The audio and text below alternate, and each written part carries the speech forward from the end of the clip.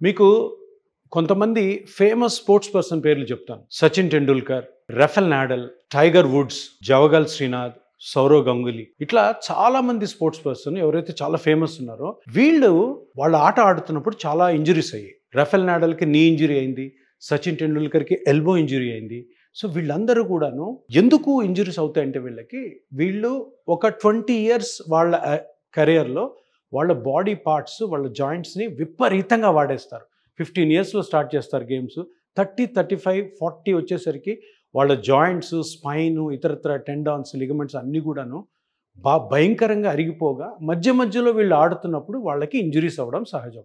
ఈ పెద్ద పెద్ద ప్లేయర్స్ అందరూ కూడాను వాళ్ళ ఇంజురీస్ని ఎలాగ పరిష్కరించుకున్నారో మీకు తెలుసా? వీళ్ళందరూ కూడా తీసుకున్న ట్రీట్మెంట్ వాళ్ళ జాయింట్స్కి కానీ లిగమెంట్స్కి కానీ ప్లాస్మా థెరపీ. ఈ ప్లాస్మా థెరపీ వాళ్ళు తీసుకున్నప్పుడు ఇండియాలో ప్లాస్మా థెరపీ లేదు. అందుకని సౌత్ ఆఫ్రికాకి కానీ, ఇంగ్లాండ్కి కానీ, యూఎస్ఏకి వెళ్ళి ట్రీట్మెంట్ తీసుకున్నాడు. సచిన్ టెండూల్కర్ టెన్నిస్ ఎల్బోకి అదే తీసుకున్నాడు.